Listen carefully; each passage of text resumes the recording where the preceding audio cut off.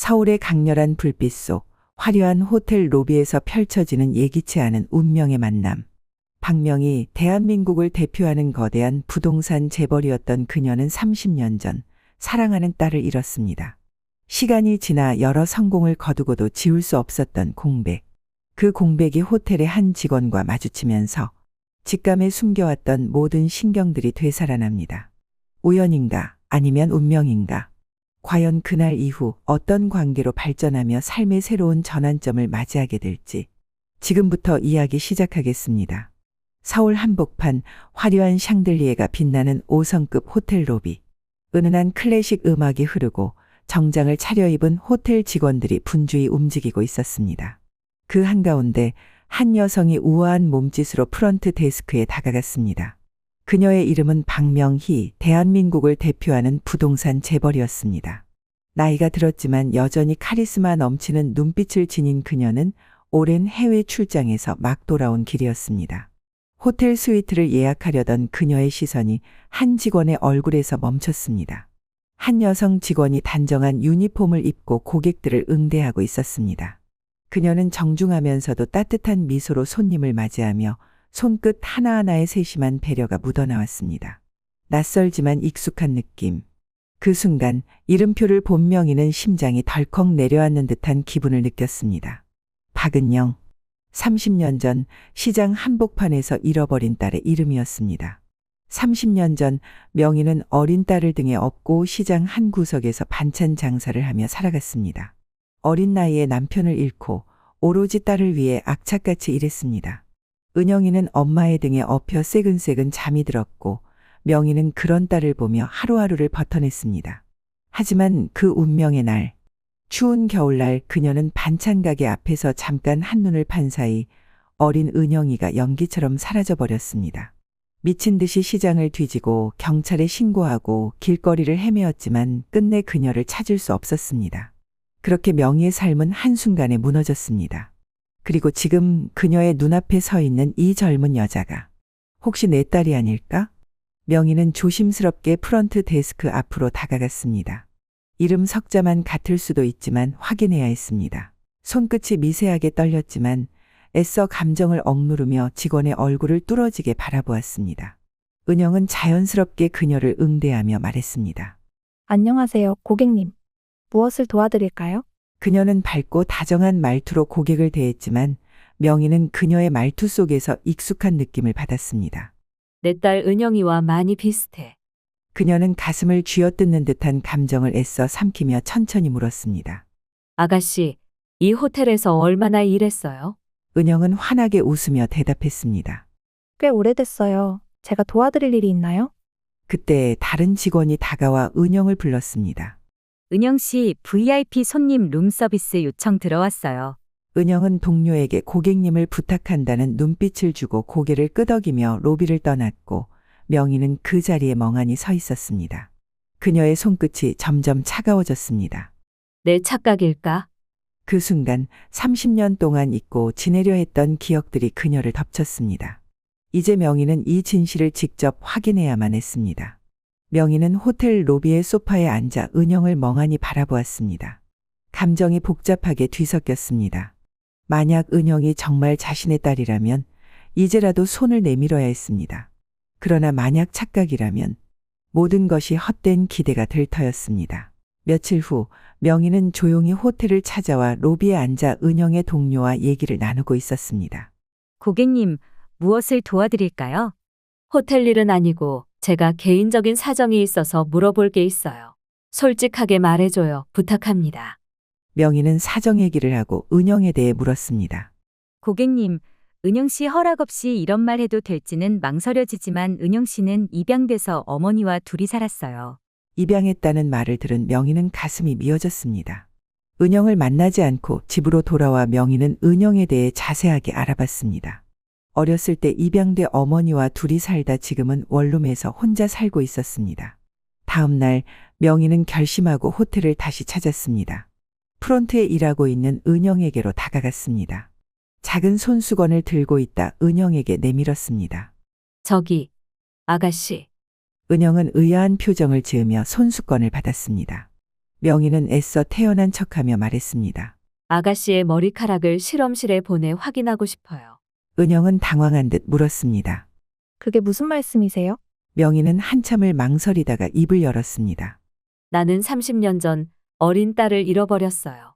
아가씨가 내 딸 같아 도저히 그냥 지나칠 수 없어서요. 은영의 얼굴에 놀람과 혼란이 동시에 스쳤습니다. 그녀는 손수건을 내려다보며 깊은 고민에 빠졌습니다. 한동안 침묵이 흘렀습니다. 결국 은영은 작게 한숨을 내쉬며 고개를 끄덕였습니다. 알겠습니다. 하지만 확실한 결과가 나오기 전까지 너무 기대하지 마세요. 그날 밤 명희는 연구소로 연락해 검사 진행을 요청했습니다. 그녀의 가슴은 조마조마했습니다. 과연 결과는 어떻게 나올 것인가? 이제 운명의 진실이 밝혀지려 하고 있었습니다. 며칠 후 명희의 손에 도착한 봉투 하나. 그녀는 손끝이 떨리는 것을 느끼며 조심스럽게 봉투를 열었습니다. 99.9% 일치. 그녀는 가슴이 쿵 내려앉았습니다. 정말로 은영이 그녀의 딸이었습니다. 하지만 문제는 여기서부터였습니다. 은영은 이 사실을 받아들일 준비가 되어 있을까? 그녀가 평생을 살아온 삶이 단숨에 바뀌게 되는 순간이었습니다. 이제 명희는 딸에게 이 진실을 어떻게 전해야 할지 고민해야 했습니다. 눈앞의 글자가 현실로 다가오지 않는 것 같았습니다. 30년을 기다려온 순간이었습니다. 그러나 마음속 깊은 곳에서 이상한 두려움이 몰려왔습니다. 이제 어떻게 해야 하지? 그녀는 서둘러 핸드백에서 휴대폰을 꺼내 들었습니다. 은영에게 전화를 걸려던 순간 손이 멈칫했습니다. 이 아이에게 뭐라고 말해야 할까? 잠시 후 그녀는 호텔로 향했습니다. 은영을 직접 만나야 했습니다. 그러나 호텔에 도착했을 때 그녀를 반기는 것은 동료 직원이었습니다. 은영 씨 오늘 휴무인데요. 명희는 갑자기 심장이 철렁 내려앉는 기분이 들었습니다. 은영이가 쉬는 날이라고. 혹시 그녀도 무언가를 알고 있는 것은 아닐까? 별별 생각이 다 들었습니다. 호텔을 나선 명희는 고민 끝에 은영이 살고 있는 원룸 근처로 차를 몰았습니다. 몇 번이나 그곳을 찾아왔지만 문을 두드려 본 적은 없었습니다. 오늘만큼은 피할 수 없는 일이었습니다. 그녀는 조심스럽게 문 앞에 서서 초인종을 눌렀습니다. 한참 지나도 대답이 없어서 다시 한번 눌렀습니다. 그러자 안에서 작은 기척이 들렸습니다. 마침내 문이 천천히 열리며 은영의 얼굴이 드러났습니다. 회장님, 은영은 놀란 표정으로 명희를 바라보았습니다. 명희는 무겁게 입을 열었습니다. 잠깐 이야기 좀 할 수 있을까? 은영은 문을 조금 더 열었지만 표정은 경계심으로 가득 차 있었습니다. 그녀는 살짝 주춤거리다가 마지못해 길을 비켜주었습니다. 안으로 들어오세요. 방 안은 깔끔했지만 단출했습니다. 작은 책상이 놓여 있었고 벽에는 가족 사진 하나 없이 휑한 느낌이 들었습니다. 명희는 방을 천천히 둘러보다가 은영이 손님용으로 내어준 의자에 조용히 앉았습니다. 은영도 마주 앉으며 눈을 피했습니다. 어떻게 저희 집을? 여기까지 무슨 일이세요? 조용하지만 날이 선 질문이었습니다. 명희는 한순간 목이 타는 느낌이 들었지만 그녀도 더는 숨길 수 없다는 걸 알고 있었습니다. 그녀는 가방에서 작은 봉투를 꺼내어 은영 앞에 내밀었습니다. 이게 뭐죠? 은영이 묻자 명희는 낮은 목소리로 말했습니다. DNA 검사 결과야. 아가씨가 내 딸이라는 증거. 은영은 굳어진 채 한참 동안 봉투를 바라보았습니다. 그녀의 손끝이 미세하게 떨렸습니다. 하지만 봉투를 열지 않았습니다. 그녀는 마치 무언가를 확인하면 되돌릴 수 없다는 듯 그것을 외면했습니다. 그러니까 제가 회장님의 친딸이라는 말씀이시죠? 그래. 명희의 목소리는 단호했지만 은영의 반응은 예상과 달랐습니다. 그녀는 가만히 한숨을 내쉬며 눈을 감았다가 다시 떴습니다. 그리고 천천히 말했습니다. 근데요, 저는 제 친부모를 찾고 싶다는 생각 한 번도 해본 적 없어요. 그 말에 명희의 심장이 덜컥 내려앉았습니다. 내가 그런 생각을 안 했을 수도 있겠지. 하지만 이건 현실이야, 은영아. 네가 어디서 어떻게 자랐든 난 너를 평생 찾고 있었어. 은영은 명희를 똑바로 바라보았습니다. 그녀의 눈빛 속에는 혼란과 거부감이 뒤섞여 있었습니다. 회장님은 저를 찾았을지 몰라도 전 제 삶을 잃고 싶지 않아요. 잃는 게 아니라 되찾는 거야. 아니요. 은영은 고개를 저었습니다. 회장님께는 30년이었겠지만 제게는 그저 제 삶이에요.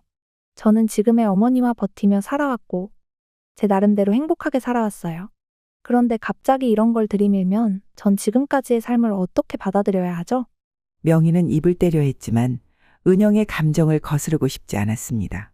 하지만 한 가지만은 꼭 말해야 했습니다. 난 널 찾아야만 했어.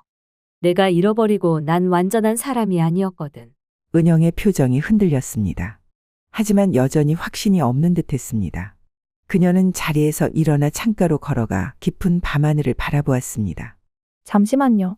명희는 은영이 등을 돌린 모습을 바라보며 조용히 기다렸습니다. 긴 침묵이 이어졌습니다. 방 안에는 오직 벽식의 초침 소리만이 조용히 흐르고 있었습니다. 그리고 은영이 마침내 입을 열었습니다.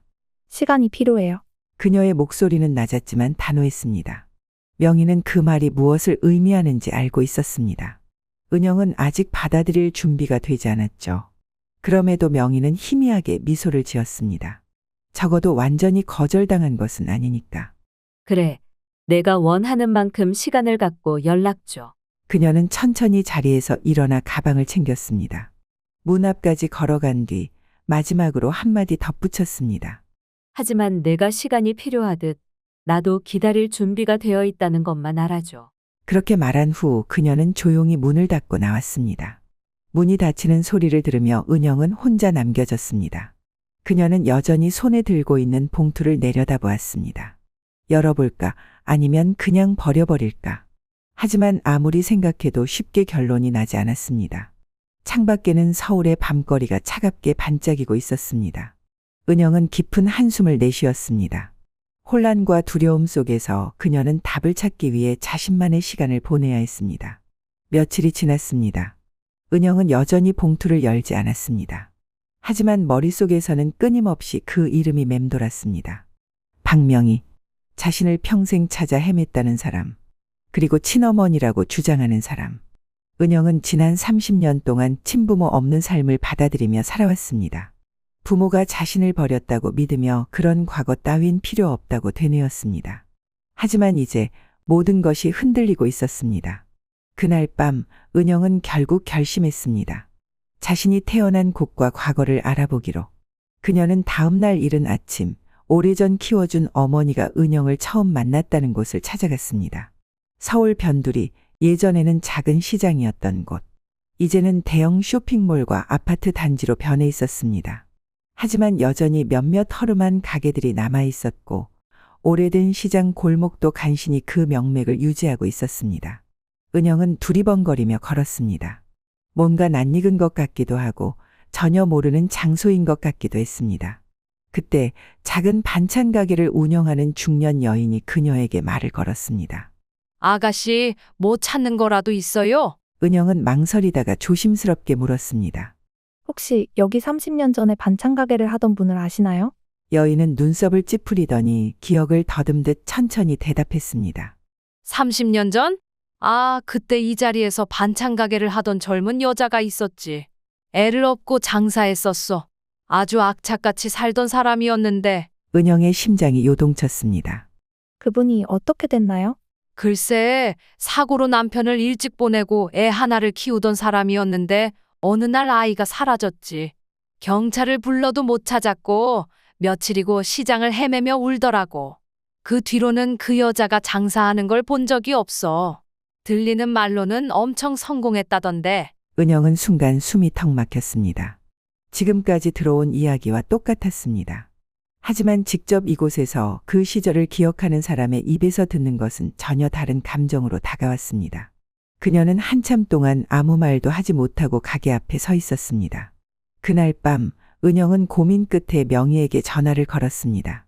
전화가 울리는 동안 손에 땀이 배어나왔습니다. 몇 초 후 수화기 너머에서 낮은 조심스러운 목소리가 들려왔습니다. 은영아, 은영은 목이 메어 아무 말도 하지 못했습니다. 하지만 이번에는 도망치고 싶지 않았습니다. 우리 다시 만나서 이야기할 수 있을까? 은영은 약속한 카페에 먼저 도착해 있었습니다. 따뜻한 커피 한 잔을 앞에 두고도 손을 대지 못한 채 그녀는 계속해서 출입문을 바라보았습니다. 문이 열릴 때마다 심장이 철렁 내려앉았습니다. 그리고 마침내 그 문을 통해 명희가 들어왔습니다. 서로의 시선이 마주쳤습니다. 명희는 조심스럽게 다가와 은영의 맞은편에 앉았습니다. 와줘서 고마워. 짧은 인사. 하지만 그 안에는 많은 감정이 담겨 있었습니다. 은영은 어색하게 고개를 끄덕였습니다. 가슴속에서는 아직도 갈등이 요동치고 있었습니다. 솔직히 저는 아직 어떻게 해야 할지 모르겠어요. 은영이 먼저 입을 열었습니다. 제가 정말 회장님의 딸이라는 게 믿기지 않아요. 아니, 믿고 싶지 않은 걸지도 모르겠고요. 명희는 조용히 은영을 바라보았습니다. 그녀는 다급히 설득하려 하지 않았습니다. 오히려 딸이 스스로 자신의 감정을 정리할 수 있도록 기다렸습니다. 30년 동안 이렇게 살아왔어요. 은영은 커피잔을 만지작거리며 말을 이었습니다. 전 제 삶에 만족하고 있었고, 지금까지 잘 살아왔다고 생각했어요. 그런데 갑자기 모든 게 흔들려요. 명희는 천천히 고개를 끄덕였습니다. 이해해. 그녀는 담담한 목소리로 말했습니다. 내가 겪어야 할 혼란이라는 거 알아. 그리고 내가 내 인생을 뒤흔들었다는 것도. 은영은 놀란 듯 명희를 바라보았습니다. 명희는 조용히 미소 지으며 말을 이었습니다. 하지만 난 내가 원치 않는다면 강요하지 않을 거야. 네 삶을 존중할 거야. 그 순간 은영의 가슴 속에서 무언가가 무너지는 듯한 느낌이 들었습니다. 명희가 그녀를 붙잡으려 할 줄 알았는데 오히려 놓아줄 준비가 되어 있다는 듯한 말이었습니다. 그것이 더 이상하게 마음을 흔들었습니다. 잠시 정적이 흐른 후 은영은 조용히 물었습니다. 그날 저를 잃어버렸을 때 어떤 기분이었어요? 명희의 눈빛이 흔들렸습니다. 그녀는 한순간 감정을 추스르려 했지만 깊은 한숨과 함께 담아둔 이야기를 꺼냈습니다. 그날 이후로 내 삶은 멈췄어. 그녀는 조용히 회상했습니다. 내 잘못이었어. 잠깐만 더 신경 썼다면 너를 잃어버리지 않았을 거야. 너를 찾아 시장을 헤매고 경찰서를 가고 사람들에게 묻고 또 물었어. 하지만 끝내 널 찾지 못했어. 은영은 아무 말 없이 그녀를 바라보았습니다. 명희의 손이 미세하게 떨리고 있었습니다. 그러고 나서도 매일 꿈에서 널 봤어. 내가 어디선가 나를 기다리고 있을 거라고 생각했어. 내가 널 버린 게 아니라 널 지키지 못했다는 걸. 그 말에 은영은 눈을 감았습니다. 그녀는 지금껏 한 번도 생각해 보지 못했던 어머니의 입장에서의 감정을 느끼고 있었습니다. 한동안 침묵이 흘렀습니다. 은영은 깊은 숨을 들이마신 뒤 조용히 입을 열었습니다. 제가 회장님을 받아들이지 못하더라도 계속 기다려 주실 수 있나요? 명희는 미소를 지으며 고개를 끄덕였습니다. 너의 선택을 존중할게. 기다리는 건 내가 할 수 있는 가장 쉬운 일이야. 그녀의 말에 은영의 마음이 조금씩 풀리는 듯했습니다. 혼란스럽고 답답했지만 적어도 명희가 억지로 다가오려 하지 않는다는 사실이 그녀를 조금은 편하게 만들었습니다. 그렇게 두 사람은 서로를 받아들이기 위한 첫걸음을 내디뎠습니다. 완전한 화해는 아니었지만 적어도 서로의 마음을 조금은 이해하는 순간이었습니다. 은영은 커피를 한 모금 들이켰습니다. 여전히 모든 것을 받아들일 준비는 되지 않았지만 어쩌면 시간이 흐르면 언젠가 그녀도 엄마라는 단어를 자연스럽게 말할 수 있을지도 몰랐습니다. 사실 명희의 인생은 고난의 연속이었습니다. 젊은 시절 그녀는 사랑하는 남편과 함께 작은 가정을 꾸렸습니다. 비록 넉넉하지는 않았지만 딸 은영과 함께하는 소소한 행복이 그녀의 삶의 전부였습니다. 하지만 불행은 예고 없이 찾아왔습니다. 남편은 갑작스러운 사고로 세상을 떠났고 하루아침에 명희는 혼자가 되었습니다. 깊은 슬픔에 빠질 겨를도 없이 그녀는 어린 은영을 지키기 위해 악착같이 일해야 했습니다. 시장 한 구석에서 반찬 장사를 시작했고 등에는 항상 어린 은영이 엎여 있었습니다. 그녀의 하루는 전쟁 같았습니다. 새벽같이 장을 보고 밤늦도록 반찬을 만들고 팔면서 하루를 보냈습니다. 그렇게 몇 년을 버티며 은영을 지켜냈지만 운명은 또 한 번 그녀를 무너뜨렸습니다. 어린 은영이가 사라져버린 그날 명희의 삶은 완전히 무너졌습니다.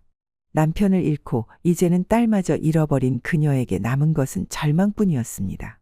하지만 그녀는 무너지지 않았습니다. 아니, 무너질 틈조차 없었습니다. 그녀는 은영을 찾기 위해 슬픔을 견디기 위해 돈을 벌기로 했습니다. 더 이상 누군가를 잃지 않기 위해서는 강해져야 했습니다. 명희는 거칠고 독하게 변했습니다.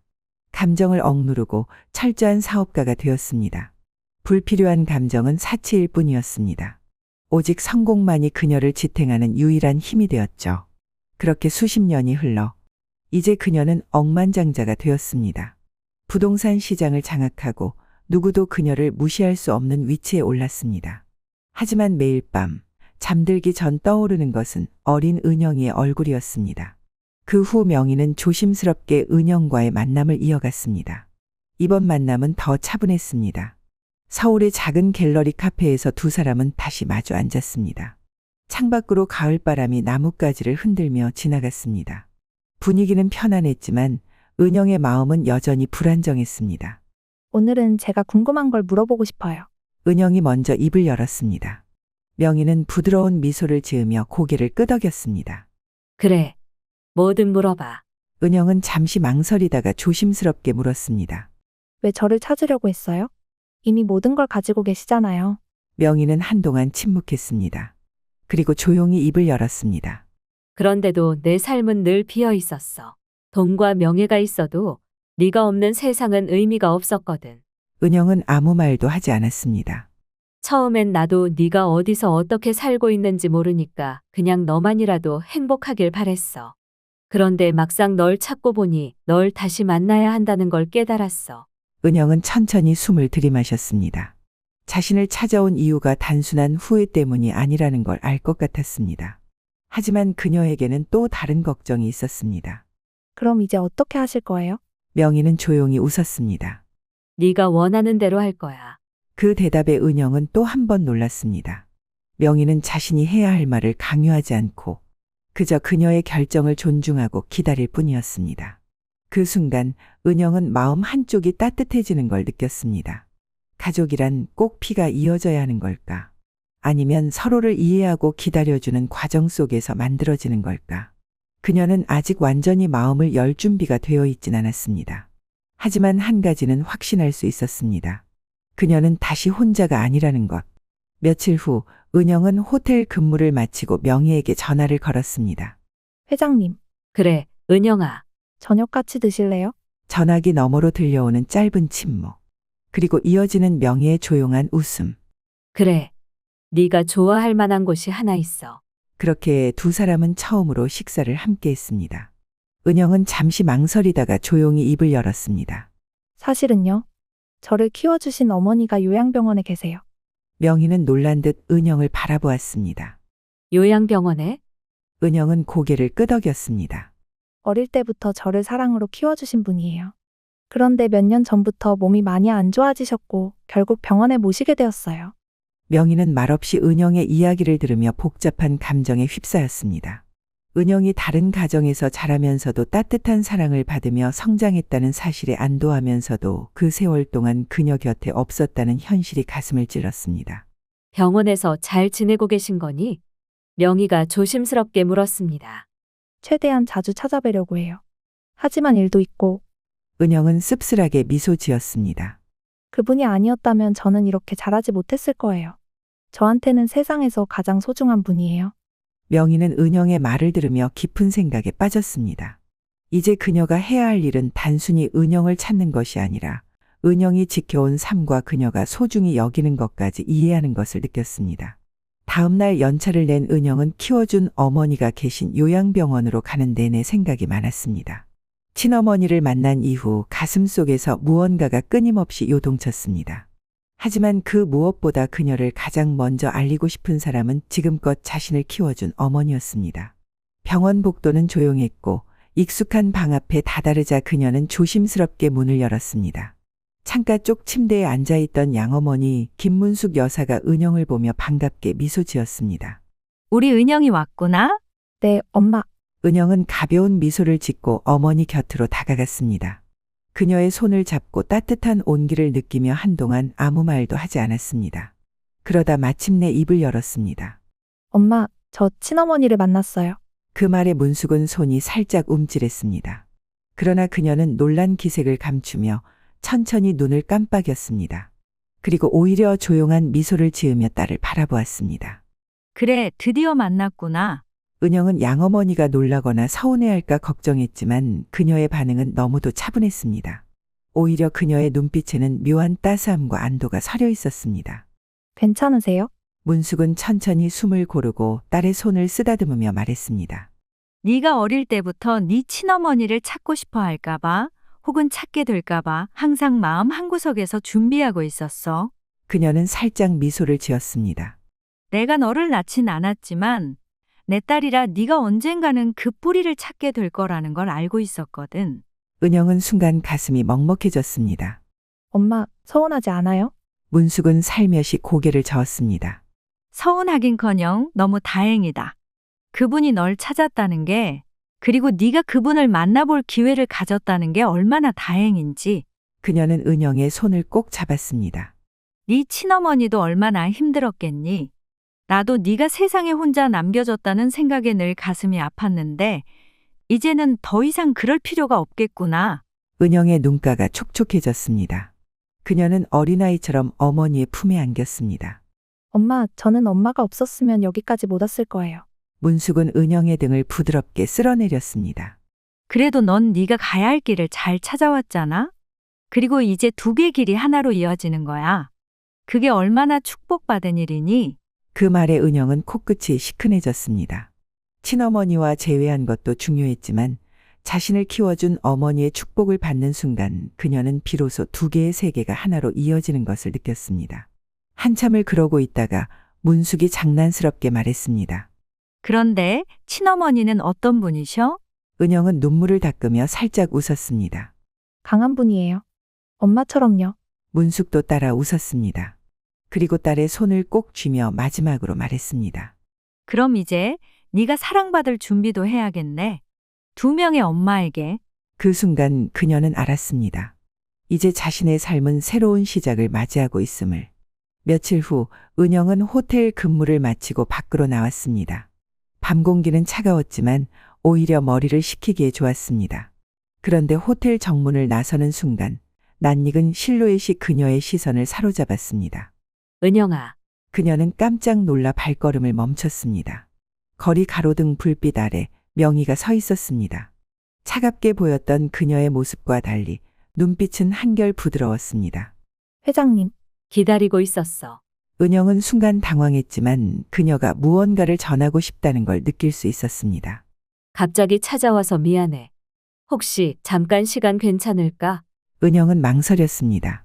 하지만 명희의 표정은 절박하기보다는 조심스러워 보였습니다. 어디 가고 싶은 곳이라도 있어요? 네가 어릴 때 우리가 살던 곳에 가보려고 해.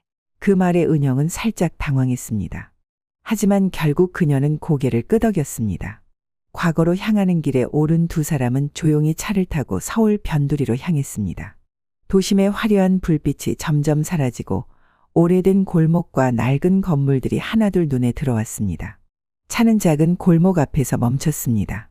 명희는 천천히 차에서 내리며 주변을 둘러보았습니다. 여기가 우리가 살던 곳이야. 은영도 조심스럽게 차에서 내렸습니다. 오래된 3층짜리 다세대 주택. 비록 외관은 많이 변했지만 왠지 모르게 낯설지 않은 기분이 들었습니다. 명희는 건물의 한쪽을 가리키며 말했습니다. 저기가 우리가 살던 집이야. 네가 3살쯤 됐을 때 의자를 밟고 저 작은 창문에 매달려 하늘을 보곤 했지. 그때 넌 별을 볼 때마다 엄마, 저기 내 별이야? 라고 물었단다. 은영은 그 말을 듣는 순간 가슴 한편이 묘하게 저릿했습니다. 자신이 전혀 기억하지 못하는 이야기인데도 마치 아주 희미한 감각으로 남아있는 것 같았습니다. 그리고 저기 골목 끝에 있던 구멍가게 기억나. 은영은 고개를 저었습니다. 네가 5살 때쯤이었어. 하루는 네가 아픈 날이었는데 내가 먹을 걸 사러 잠깐 나간 사이에 혼자 문을 열고 저 골목을 따라 걸어 나갔어. 다행히 가게 할머니가 널 붙잡고 기다리고 계셨지. 네가 엄마 찾는다고 울면서 손가락으로 여길 가리켰대. 명희는 살짝 웃었습니다. 그때 얼마나 가슴이 철렁했는지 몰라. 돌아왔는데 네가 없어서 온 동네를 헤맸어. 그리고 가게에서 널 찾아냈을 때 넌 눈물을 뚝뚝 흘리면서 엄마를 부르며 달려와 내 품에 안겼지. 그 말을 들으며 은영은 저도 모르게 손끝을 꽉 쥐었습니다. 그 시절을 기억하지 못하지만 왠지 모르게 어린 시절에 자신이 정말 그런 말을 했을 것만 같았습니다. 명희는 한 걸음 다가와 조심스럽게 물었습니다. 혹시 기억나는 게 있어? 은영은 한동안 입을 떼지 못했습니다. 하지만 이내 조용히 고개를 저었습니다. 아니요. 기억은 안 나요. 명희는 미소를 지으며 고개를 끄덕였습니다. 두 사람은 잠시 말없이 골목을 바라보았습니다. 지나가는 바람이 낙엽을 살짝 흩날렸습니다. 그때 은영이 천천히 입을 열었습니다. 기억은 안 나는데 왠지 낯설지 않아요. 명희는 놀란 듯 은영을 바라보았습니다. 그녀는 조용히 웃으며 말했습니다. 그럼 충분해. 은영은 그 말을 곱씹었습니다. 기억하지 못해도 괜찮다. 지금 이 순간 이렇게 서로 마주보고 있는 것만으로도 충분하다. 명희는 가만히 은영의 어깨를 바라보았습니다. 아직도 그녀는 받아들일 준비가 되지 않았을지도 모르지만 처음 만났을 때보다는 조금 가까워졌습니다. 그때 명희가 무겁게 말을 했습니다. 혹시 내가 널 키워준 어머니를 한번 만나봐도 될까? 명희의 얼굴을 한참 바라보던 은영은 예상한 듯 대답했습니다. 며칠 전 병원에 다녀왔어요. 회장님 만났다고 말씀드렸더니 엄마가 축하한다며 좋아하셨어요. 다음 주에 저랑 같이 다녀와요. 명희는 은영이 마음을 여는 것 같아 좋아서 눈물이 났습니다. 며칠 후 은영과 명희는 함께 요양병원을 찾았습니다. 은영이 혼자가 아닌 누군가 함께 이곳을 찾는 건 처음이었습니다.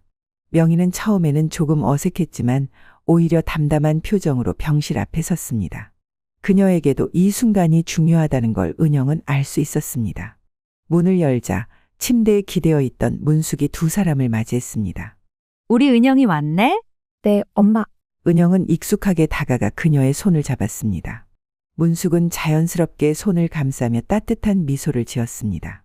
그런데 그녀의 시선이 명희를 향하자 눈빛이 조금 흔들렸습니다. 은영이 살짝 머뭇거리며 말했습니다. 엄마, 이분이 절 낳아주신 친어머니세요. 문숙은 조용히 명희를 바라보았습니다. 마주선 두 사람 사이에 짧지만 깊은 침묵이 흘렀습니다. 그리고 이내 문숙이 미소를 지으며 말했습니다. 오셨군요. 어서 오세요. 명희는 살짝 목을 가다듬으며 공손히 고개를 숙였습니다. 그동안 은영이를 키워주셔서 감사합니다. 그녀의 목소리에는 깊은 진심이 담겨 있었습니다. 문숙은 부드러운 미소를 띠며 손을 내밀었습니다. 두 사람은 조용히 손을 맞잡았습니다. 짧았지만 의미 있는 순간이었습니다. 세 사람은 자연스럽게 이야기를 나누기 시작했습니다. 문숙은 은영이 어릴 때 이야기를 하나둘 꺼냈습니다. 얘 어릴 때 말이에요. 정말 말 안 듣는 말괄량이었어요. 몇 살 때였더라? 동네 마트에서 사탕을 몰래 집어들고는 계산도 안 하고 뛰쳐나가서는데 엄마, 그런 얘기까지. 은영이 얼굴이 빨개지며 머리를 감싸쥐었고 명희는 흥미롭게 바라보았습니다. 정말요? 문숙은 웃으며 고개를 끄덕였습니다. 아이고, 시장에서 막 뛰어다니고 나 몰래 사탕을 입안 가득 넣고 그러다 목에 걸려서 큰일 날 뻔한 적도 있었어요. 은영은 머리를 감싸며 신음하듯 말했습니다. 엄마, 제발 그만. 명희는 그 모습을 보며 피식 웃었습니다.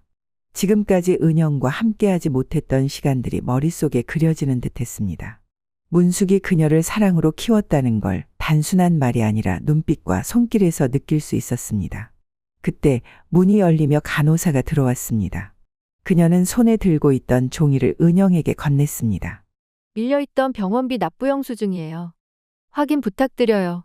은영의 얼굴이 순간 굳어졌습니다. 병원비요? 은영은 당황한 표정으로 그것을 받아들고 천천히 시선을 들어 명희를 바라보았습니다. 회장님, 이거 혹시. 명희는 조용히 은영을 바라보다가 담담하게 말했습니다. 네 어머니가 여기서 편하게 치료를 받을 수 있도록 해야 하지 않겠니?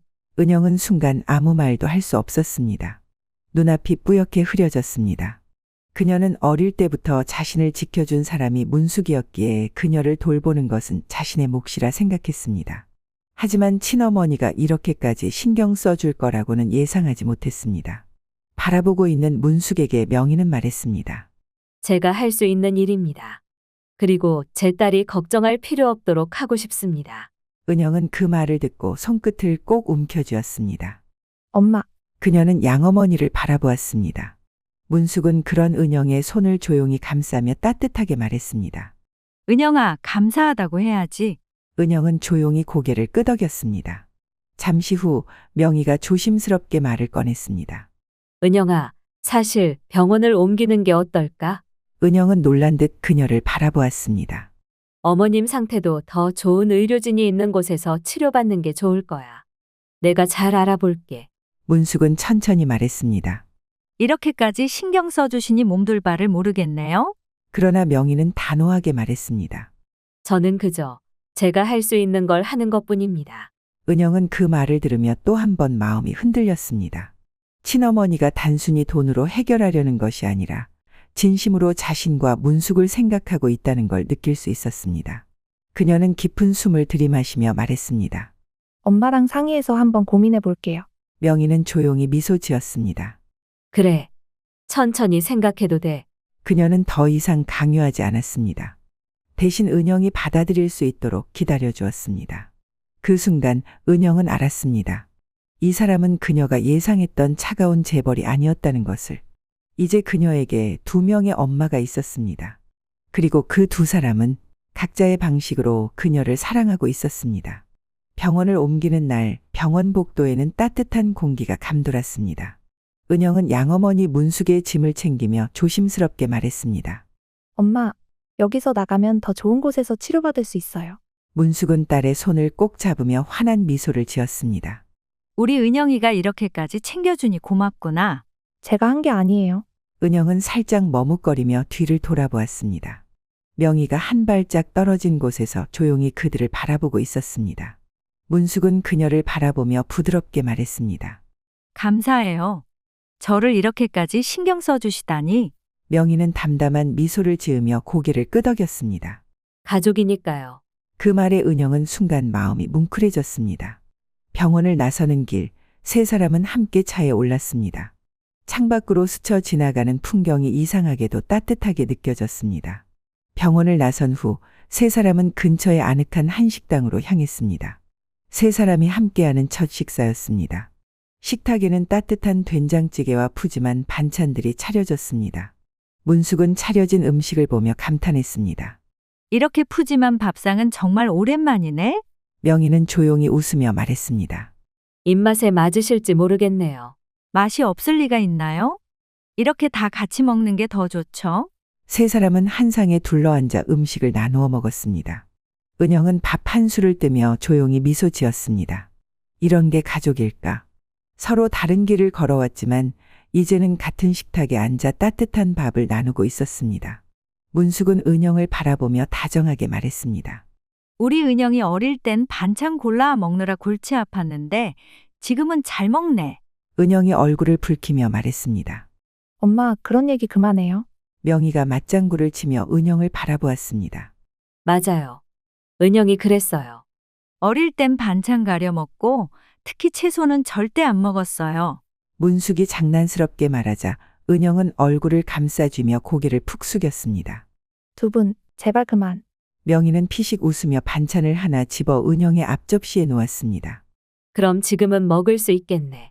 은영은 웃으며 반찬을 집어 입에 넣었습니다. 이 정도면 이제 2분 친해지신 것 같은데요?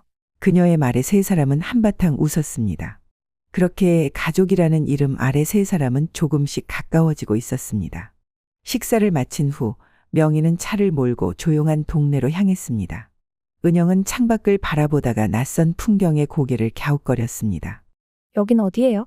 명희는 조용히 차를 멈추고 말했습니다. 이제 네가 어머니와 함께 지낼 곳이야. 은영은 깜짝 놀라 그녀를 바라보았습니다. 뭐라고요? 명희는 차에서 내려 천천히 대문을 열었습니다. 깔끔한 정원이 있는 단층 주택이었습니다. 따뜻한 색감의 외벽과 널찍한 마당이 있는 아늑한 집. 엄마가 요양병원이 아니라 집에서 지내고 싶어 하셨잖아. 문숙은 입을 살짝 벌린 채 집을 바라보았습니다. 이렇게까지 해주실 줄은 몰랐어요. 당연한 일이에요. 명희는 조용히 미소 지었습니다. 어머니가 더 편하게 지내시도록 그리고 네가 옆에서 보살필 수 있도록 준비한 거야. 은영은 순간 아무 말도 할 수 없었습니다. 그녀는 명희를 바라보았습니다. 이제 그녀는 더 이상 박명희 회장님이 아니라 그저 자신을 걱정하는 엄마였습니다. 눈가가 뜨거워졌습니다. 엄마, 감사합니다. 그녀는 떨리는 목소리로 말했습니다. 은영이 지금 엄마라고 불렀다. 명희는 벅차 오르는 가슴을 감추며 부드럽게 미소 지으며 말했습니다. 우리 은영이 지금부터 힘차게 출발해야지. 은영은 문숙을 바라보았습니다. 그리고 다시 명희를 바라보았습니다. 이제 그녀는 혼자가 아니었습니다. 손을 내밀어 함께 가는 사람이 있었습니다. 그리고 그녀는 그 손을 잡을 준비가 되어 있었습니다. 세 사람은 조용히 집 안으로 걸어 들어가며 긴 세월 동안 엇갈렸던 가족의 운명이 다시 하나로 이어졌습니다. 지금까지는 각자 다른 길을 걸어왔지만 이제는 함께 같은 길을 걸어갈 준비가 되었습니다. 그렇게 세 사람은 서로를 향해 문을 열고 새로운 출발을 시작했습니다. 우리가 지나친 시간 속에서도 그리움은 결코 지워지지 않았습니다. 이 글을 보고 계신 구독자님은 간절하게 바라는 게 있으신가요? 구독과 좋아요, 알림 설정은 좋은 영상을 만듭니다. 달빛 서재를 시청해 주셔서 감사합니다.